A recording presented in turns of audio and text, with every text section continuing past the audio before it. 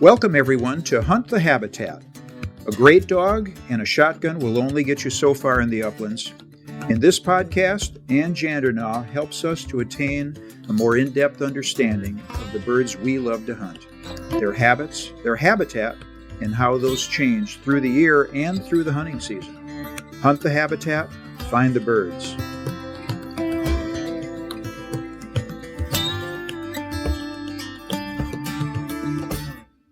Welcome back, everybody, to another edition of Hunt the Habitat with Ann Jandernaw, brought to you by Scout and Hunt Maps. My name is Steve Blazer, and Ann, how are you doing this evening? Good. Hey, we've got some things to talk about. We're going to talk about how you think about your year when you look back and evaluate.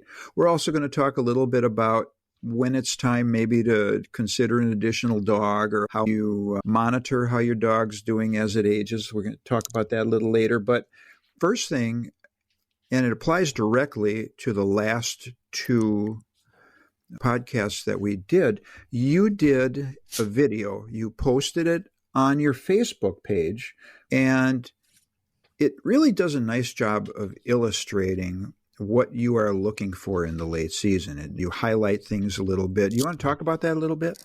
Sure. Basically, I got asked by a gentleman what I was looking for in habitat. I'm looking at a map. And so I start out with, of course, I want to know where my cuts are. I need years. I need to see the cut shape, and I need the harvest year on it. And then from there, okay, where's my prime cuts? Where's my marginal cuts? Where is the possibility for escape areas for the birds? Where's the food? Which type of habitat would have potential for shrub component? And how it all comes together. It was basically just picked a random area. And those of you probably thinking, oh, she's showing us an area to go hunt. I don't know what that area is like.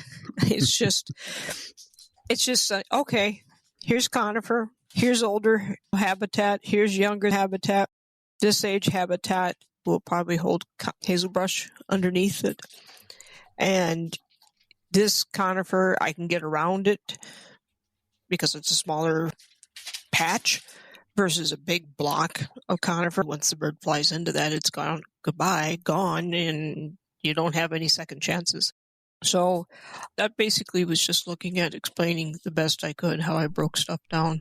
And I typically use that sort of concept from between the third and the fourth week on. So okay. What I liked about it was, again, we've been talking pines a lot, okay, and the importance of conifers as you get into the late season.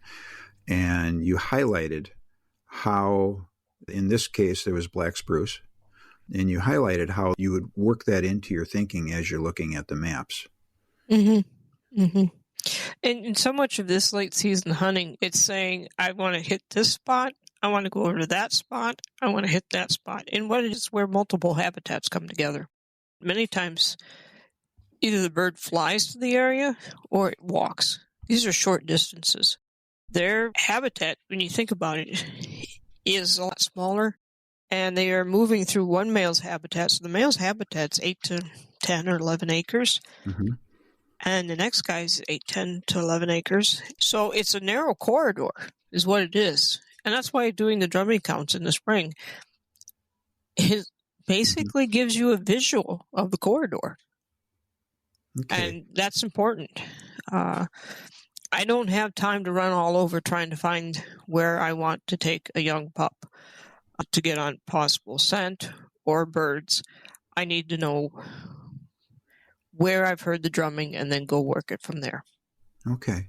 This is a dog handling question, okay? When we've talked about very early season when are warm, and now we're talking again about this as we're getting into the late season, we're talking about spot hunting, okay? Early in the season, it's because of the heat. You want to get in, you want to get out. Later in the season, it's because the areas where the birds are very localized and very specific. But one of the problems I have, okay, is, all right, I've got a plan. All right, I want to go to this spot, or I want to get to this section of the cut, or whatever that happens to be. But now the dog goes a different way. Okay. And I think we all struggle with that here and there. We start out with a plan and then the plan goes to heck. I know there's no right or wrong answer to this, but when do you make a decision that, look, dog's the one with the nose, I'm going to follow it, or wait a minute, I want to be here? I think the intensity of the dog and if it's not coming up with anything, you better march over to where you think you want to be and then cast the dog in there. It's no different than fishing. Basically you're casting and you're responsible for where the dog goes to a certain extent. What I'm thinking is that many times, depending on the quality of the dog and the experience of the dog, and it's the quality that's in his experience that the dog has that makes the dog possibly better than a younger dog or another dog that doesn't have any opportunities. So if you have a seasoned dog, you can learn a tremendous amount from that dog versus having a young dog and you're both sort of going through the woods and feeling it as you go that, okay, this looks grousey. And I have to say I was blessed in many ways to have, over the 20-some years, multiple once-in-a-lifetime dogs. And it all was because of guiding. And each dog was a little bit different, but I remember seeing the first time I saw a dog do a J-hook and block. That was cool. I can remember one time I had this dog named Bean. He was a Elhue pointer. And we'd start the hunt and we'd go down this one way. And it's like I was running a football play. I knew where I wanted to go from here to here and here, only because we had found birds in specific spots. And if they escaped from here, they were going to go over here and so forth. And we'd get to about 12:30, 1 o'clock, and it's like, okay, we got to get back, give the dog a break, swap out dogs. And he'd always go to this edge of the trail that overlooked a slim line of aspen down below. And it was not too far from a stream and some hazel brush and that. And he'd stand there and look. And he'd turn around and look at me like, here's your sign. And I'm like, we're on the clock, Bean. We got to go.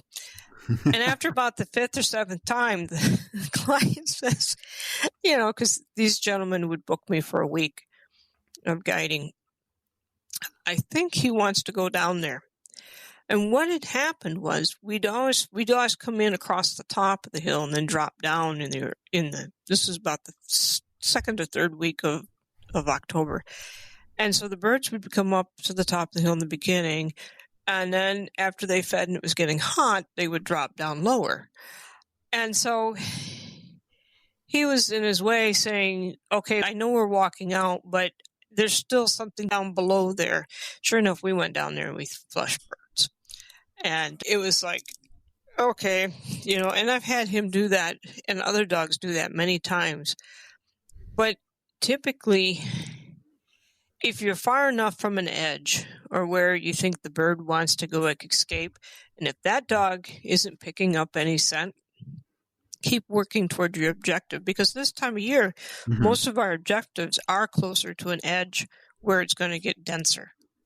I follow the dog to a point, but the question is, do I trust the dog to know what it's doing? How much scent does that particular dog need in order to go on point or to work the scent? It's different when you're dealing with a young dog. It's an experienced dog. I'll give it a lot more leeway to cast and do what it needs to do. Okay. All right. Thank you. Getting back to your video here. Okay. Again, I'd recommend everybody to go on Facebook, go to the Northwind Scout and Hunt page, and there's a video here. It's e-scouting for late season grouse. And there is a link to YouTube. You can't view it on the Facebook page, but click the YouTube link. It's only about 4.5 minutes. There's a lot of information there. And for those of you that have listened to the last two podcasts, Ann does a really nice job of illustrating graphically what she's been talking about in terms of the cover that she looks for. Anything else you want to say about that, Ann? Nope. I think that. All right. And the cover's pretty much the same right now. And nothing's really changed because we still don't have snow. It is cold. But other than that, it's sort of in a holding pattern, which is fine with me. I don't have to use a snow blower yet. Yeah, I've managed not to get mine out yet. So yeah, you just don't even walk down the street with that thing. I don't want to do that. No, they'll throw tomatoes at me. I was thinking watermelons. Yeah, maybe. Well, everybody's cleaned out their garden. They've got a lot of rotten tomatoes. Ooh, yuck. One of the things that you wanted to talk about today, though, was evaluating your year. Mm-hmm. And what all does that entail? When you say that, what are you trying to accomplish? Well, first off, you're going to evaluate the habitat. We've all got these places that we sometimes have to let go of because it's gotten old. I sit down and I look at it and say, okay, we'll visit you next year, but we're not going to come back to you again. That was it. Mm-hmm. I tried 2 or 3 times, different types of weather. Nothing. No signs, no feathers, no droppings. The drumming logs are idle. Nothing's happening there.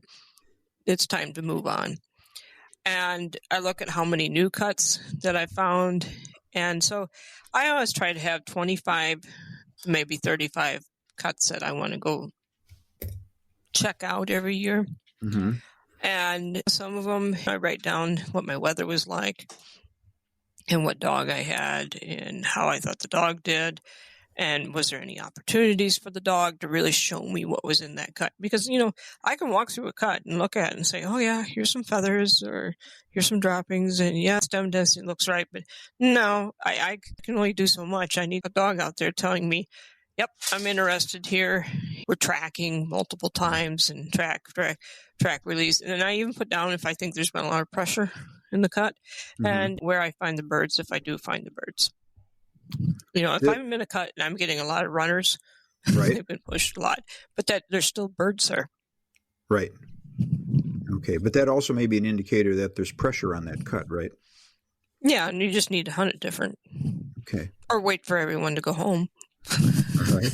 True enough. Hey, you know what? This is also, you talked about noting which dog, you talked about some of the things you keep track of, but this is also a time when we probably need to catch up on our journaling. Yep. You'll forget. Or you'll have a note, and of course you lose the note. So journals are good. It's always interesting to look back at the weather that went through the spring, summer, fall, and the hunts, and we all know that fall comes and goes so quickly. Look forward to it, and it's gone before you know it. And then we're off onto something else. Right. Yeah. And I'll be the first one to admit it. You get your dog in its crate, you get in the truck, maybe you grab your thermos, get a cup of coffee, warm up. But so often we get a little lazy. I know I do. We don't get the notes written down, and maybe you get back to the cabin or your camper that night and you don't get the notes written down. Yeah, I'll get to it later. And suddenly pieces of information go unrecorded. And this is probably an important time just to try to reconstruct things as best you can, no? Yeah, it's interesting. You typically are pretty good at remembering where you got into birds, but mm-hmm. you're not usually as good remembering when did it start and where did it start and what was the weather like. When you think about it, depending on the weather and when did the dog go on point shows you the outer region or area that those birds were working. And then it shows you the direct track back to what they want to escape to. So you get to know, depending on how many times you hunt an area, mm-hmm. or you see a pattern from one area to the next of what the birds are doing, which is always interesting. So how are you doing that? Are you marking that on your GPS? Are you just making a note, 300 yards down X logging road or what? Okay, I want my dog went on a long track and it produced a bird, and you want to make note of where that track started, where that dog first got sent. Well, I could walk into a cut and remember how it looks like, and then walk back into the same area 5 years later and still remember it. That's just something I just remember. Mm-hmm. But then I practically live in this stuff.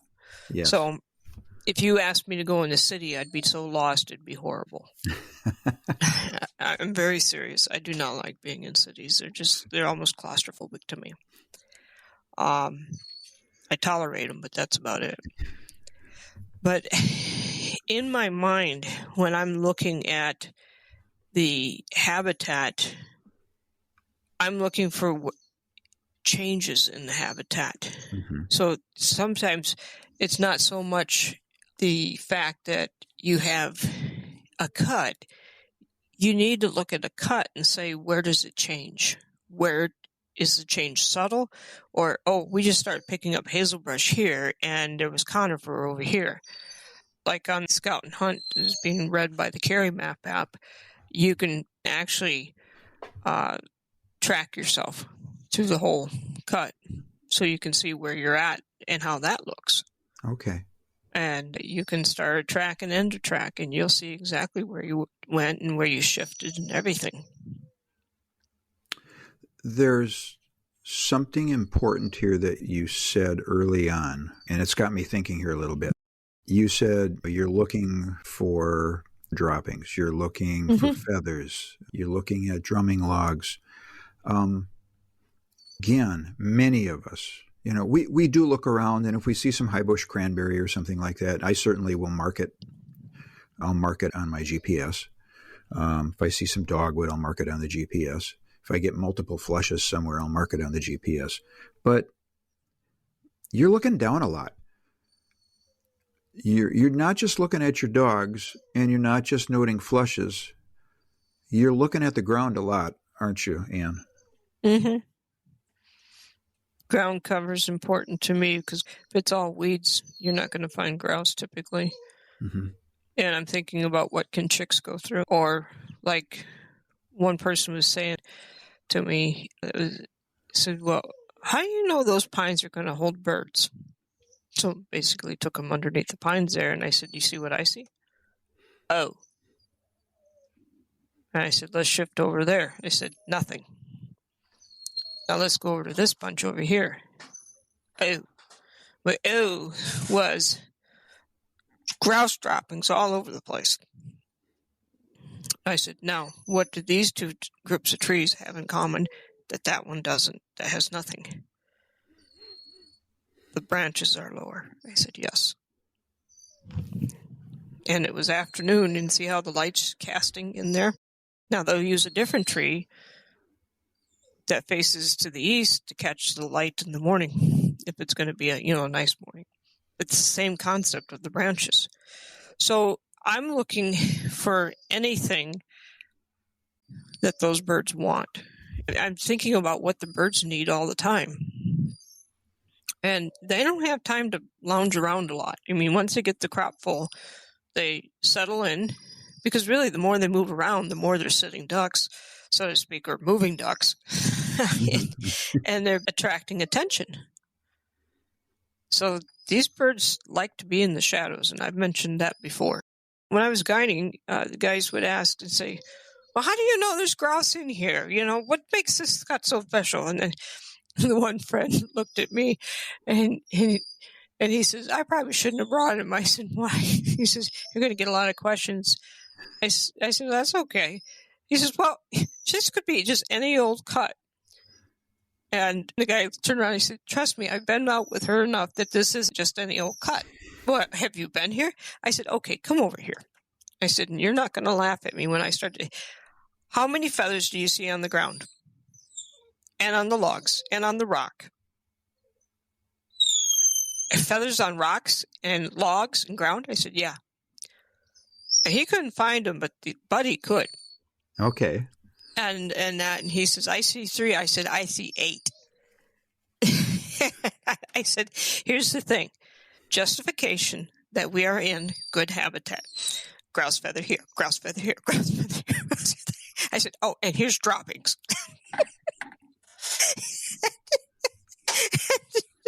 And the guy goes, okay, I'm done asking questions. I said, and I told him at that point, I said, okay, you just bought me dessert. There we go. I said, I love desserts. But, it's what you see that helps justify where you're at and that you're on the right track or path or whatever you want to call it. So give me 1 second. I've got a squeaker. Yep, go ahead. Okay. All right. Talise was having a sniff fit. And you talked about feathers and droppings and drumming logs, and that should go in your journal, correct? You should say feathers here or found drumming log northeast corner, something right in your journaling. And then what you do is you find another drumming log. I mean, they'll have alternate logs, but there's also a primary log typically. Right.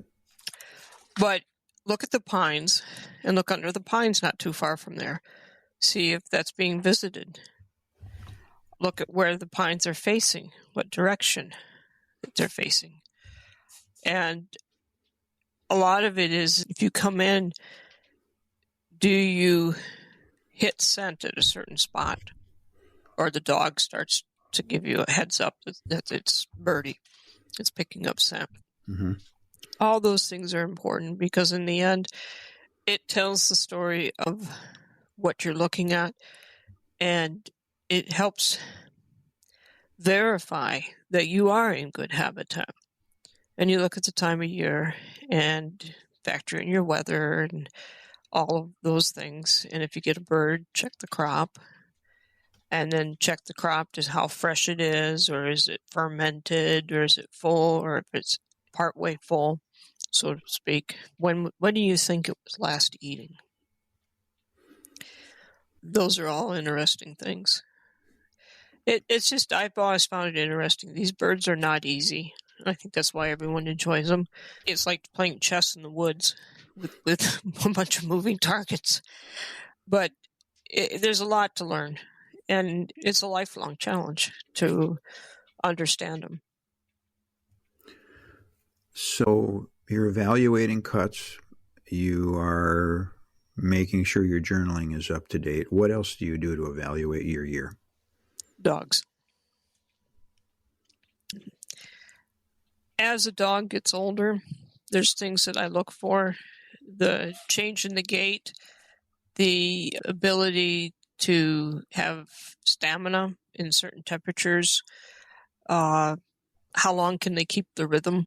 I look for any swelling on the wrist, those areas after a run, soreness, stiffness, all of that.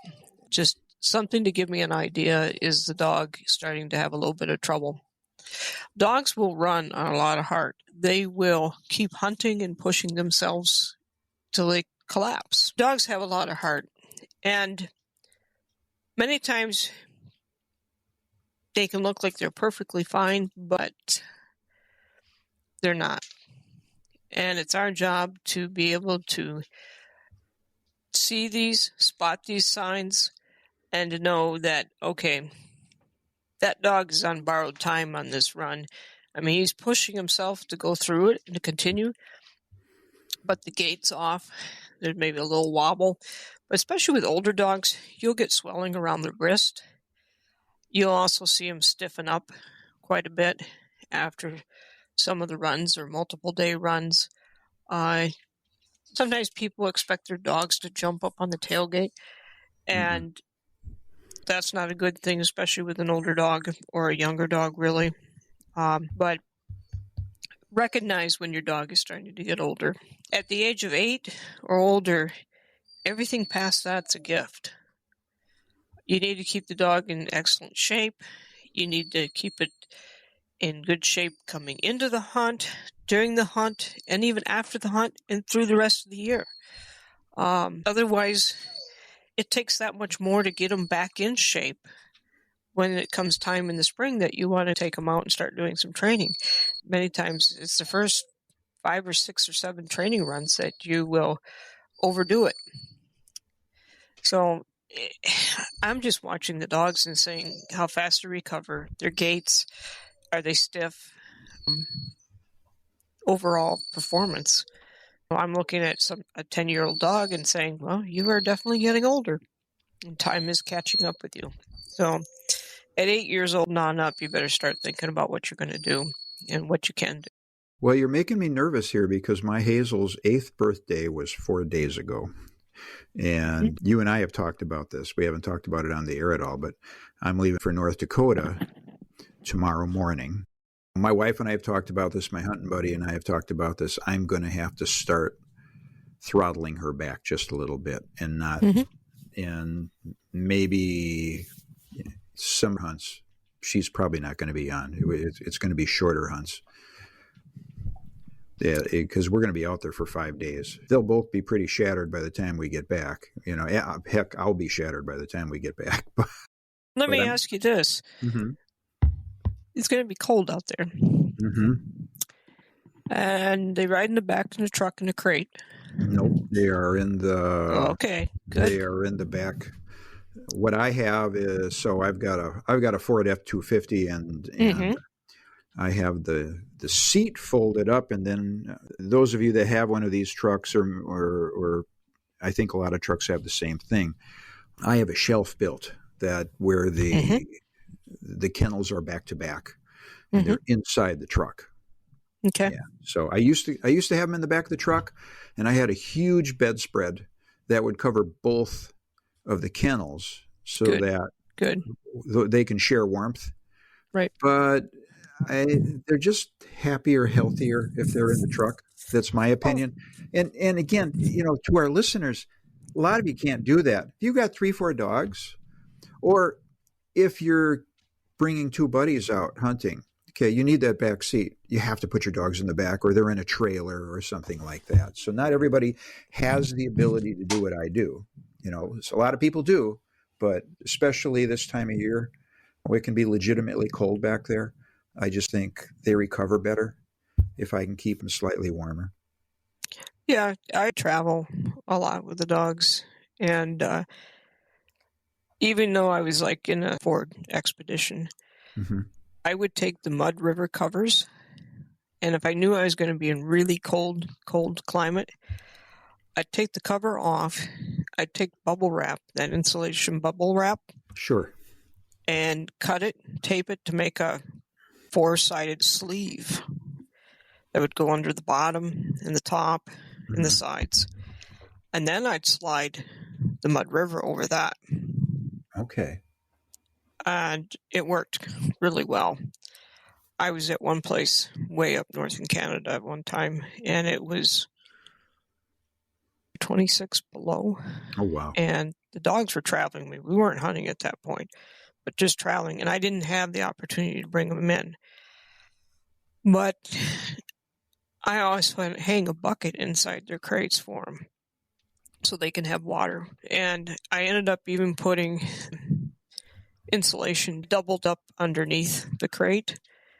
And then I had the water in there, and I left just enough air to come in and out so it wouldn't be too cold for them. And you could barely see ice in the water.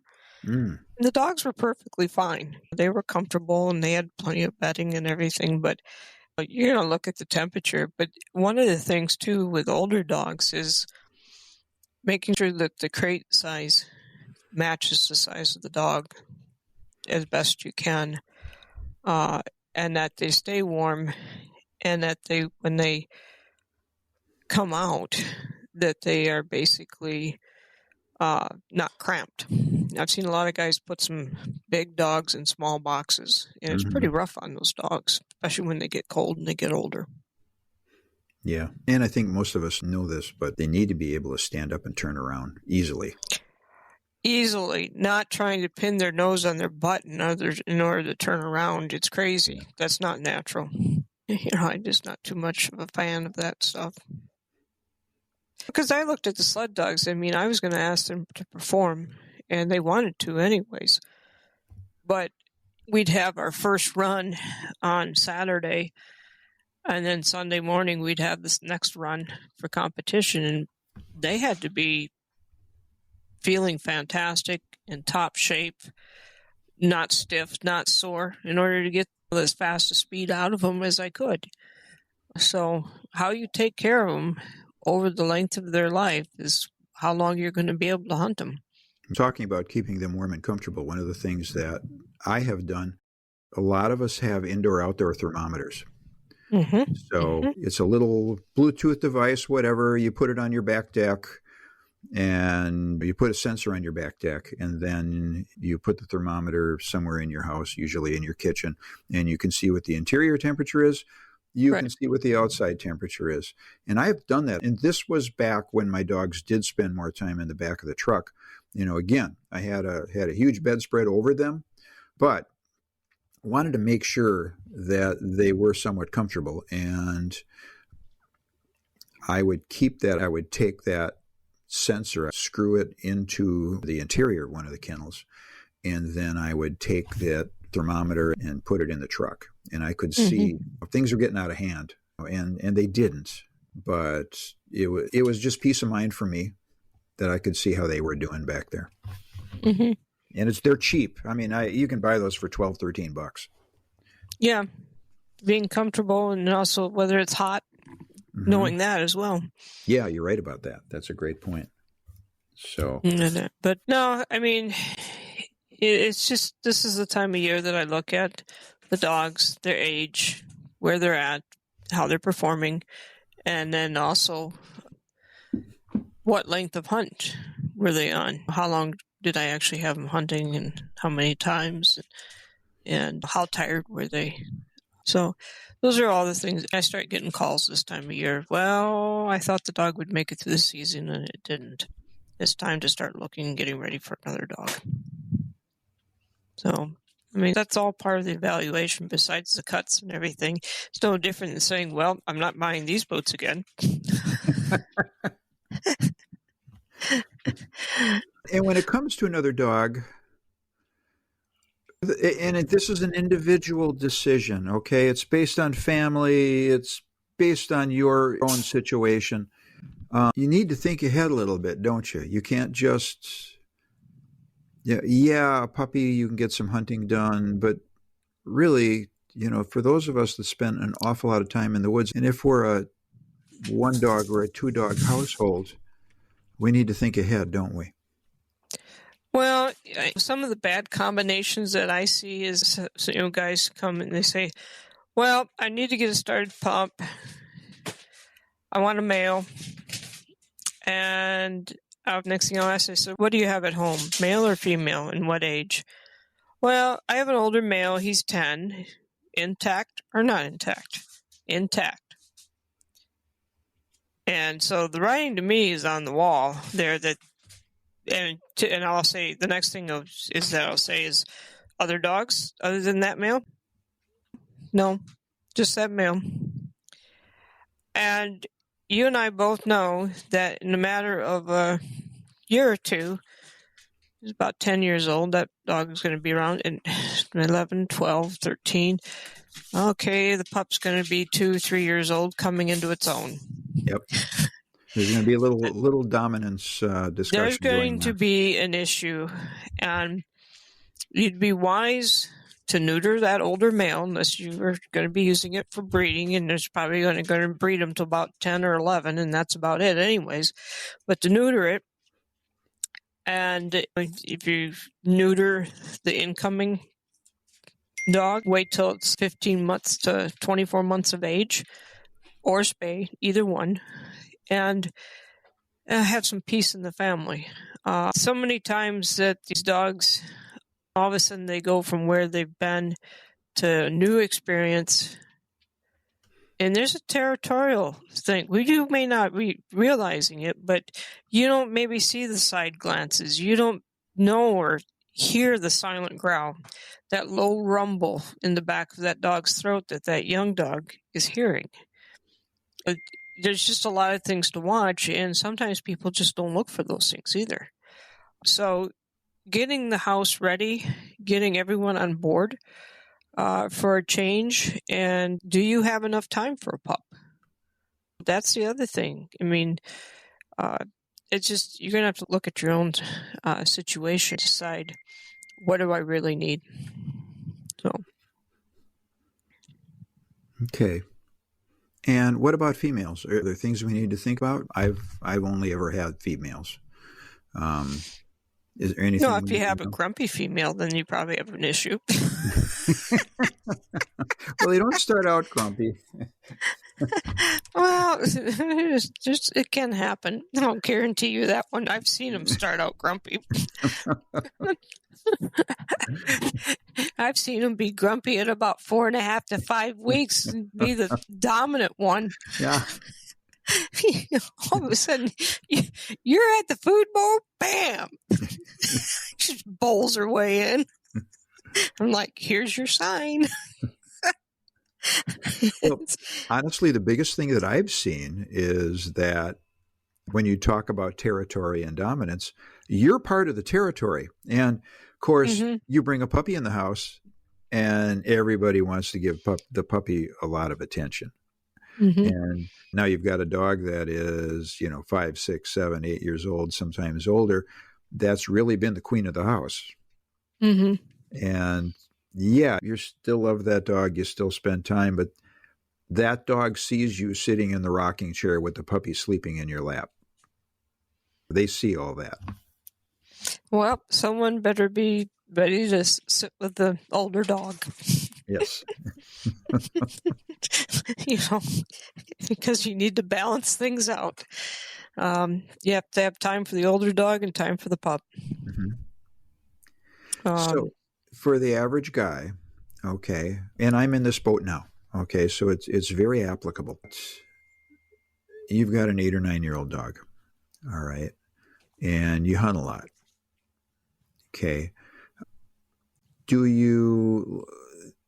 It depends on the health of your dog, but how many years ahead do you start thinking? It takes, again, the first year with the dog, you're not going to get much.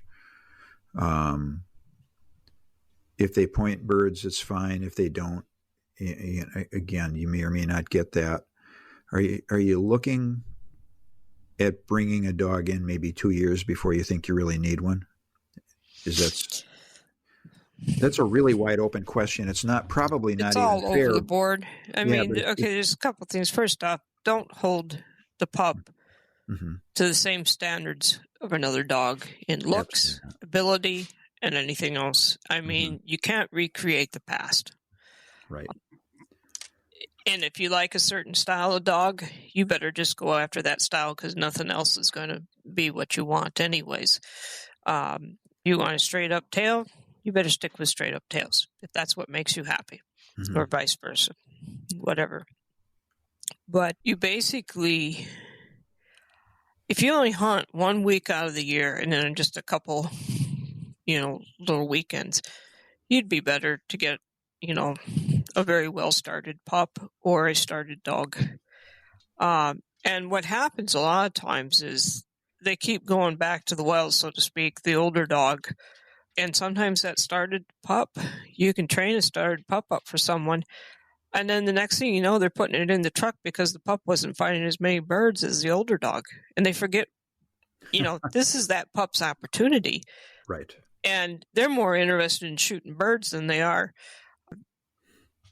creating an opportunity for that pup to have its chance to develop and be something. So, there's some people that'd be better just to start out with a started dog, because if they're that focused on, they know they don't have time, they know that they can't put enough birds in front of that pup, and that shooting birds is really important to them, you better find something that already knows how to hunt and is not under a year old. So you have to look at your own desires as well, and then what's going to make the family happy. And basically this podcast here is two people that have dogs in the house with them. I won't have it any other way. I can understand when I'm doing training of pups and things like that, they are in a kennel at that point. But the ultimate goal is that they're all a part of a family. So everyone, unfortunately, yes, it is the guy's dog. And I know there's gals that have their own dogs and everything, but, typically it's guys. and you have to share it with the family. And I think some of the guys have been threatened to better not even come home if they don't bring the dog home. I've heard that a lot.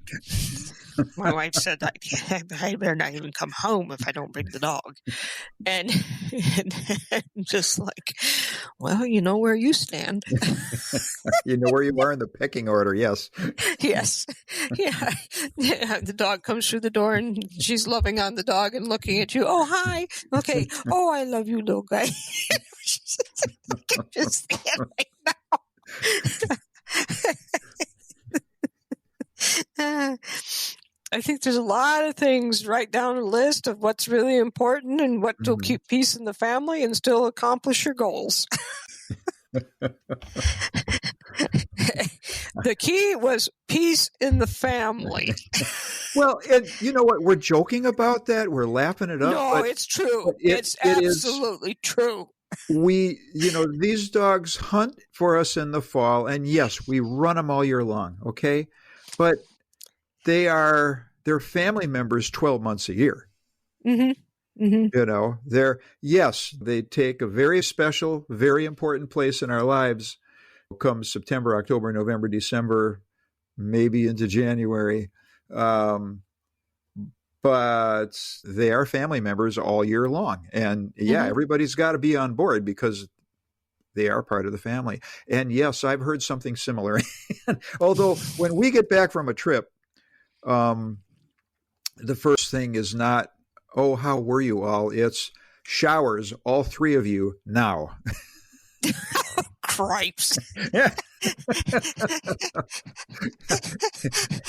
you ever say I took one this morning before we left? Well, sometimes I did, but the dogs are pretty dirty when they come home. You're getting lumped in the whole laundry list. Oh, boy, am I. Holy cripes.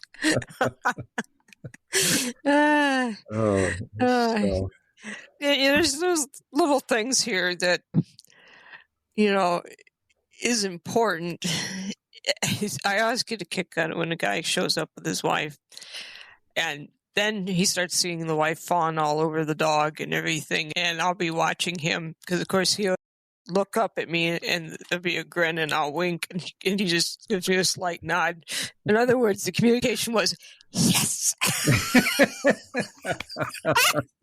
It's just like, okay, that's what I figured was happening. Yep. And one guy said, well, I'm going to bring my wife. I think she'll like the dogs. I said, does she like dog hair?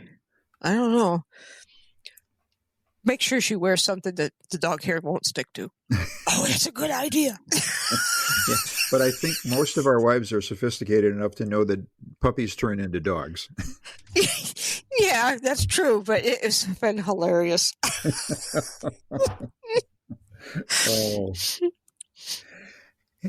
Hey, what else? What else do you keep changing subjects just a little bit? We're kind of getting to the end of our time here pretty quickly, but what else do you keep track of on an annual basis? Okay, we've talked about a lot of things here, but is there anything else that you do in terms of your evaluation at the end of the year? And look, for most of us, the year hopefully isn't over. Okay, at least in the Midwest, there is not much snow on the ground anywhere. And I understand we need to be careful what we shoot and where we shoot so we don't deplete next year. But hopefully we still get a little time in the woods. Well, this time of year, I'm always keeping track of numbers of flushes in any given area. And I keep track of that all through the season of different cuts in different areas. Dog food, electrolytes, supplements that I may use or try or say, this wasn't good, or places where the dogs picked up ticks and where they didn't pick up ticks. That's a huge one. Yeah. And typically I would tell you at the end of the season, it never hurts to take the dog in and have a snap test done and check for Lyme. Well, I'm going to take you a step further because I lost a dog to anaplasmosis, and I would highly recommend it. And come after January 1st, both of mine go in. They get tested for Lyme's, anaplasmosis, and ehrlichiosis. Cost me a few bucks, and I get tested for all three. Probably not necessary. I don't think humans get anaplasmosis or ehrlichiosis in any great amount. But you know what? I get a couple tick bites every year. It's really hard to keep them all off of us. But absolutely, once the ticks are pretty much dormant, you need to get tested. And I'm going in about a week and a half, and I'm going to get a blood draw and get that done. Never hurts. I'd rather be proactive on it than reactive. Absolutely. No, that was heartbreaking to lose that dog. I mean, it was a wonderful dog, an amazing hunter. And the problem that we had was that, and I don't want to turn this into a podcast about tick-borne diseases, but she had anaplasmosis, and you don't see it down here. Well, the farther south you go, the more common that is. Yeah. Okay. See, we found that, the vets up north knew a lot more about it just because there's so many more ticks. Well, it'd be no different than trying to, deal with blastomycosis. Yeah. They know more about it up north in different pockets and different areas than they do down south a lot of times. Absolutely. Yeah. All right. Is there anything else you want to cover about evaluating your year? I think that sums it up between boots and socks and everything else and hats. Okay. All right. And we're going to wrap this up, but we want questions. That video that you just did was in response to a listener question. Where do you want questions sent? When you want to send us questions, which we always like to hear, go to my website, Scout and Hunt, to mobilehuntingmaps.com. Tap on Upland Hunting, drop down to podcast, and scroll partway down through the podcast, and it'll talk about join the conversation at Hunt the Habitat. And we'd love to hear from you, and we'd love to hear any questions that you might have, because then we can tackle them. Outstanding. Always remember Scout and Hunt maps, which are always available to you with or without a cell system, and they give you the details that you need to be successful. And thank you very much. We'll see you next time. Everybody remember to hunt the habitat.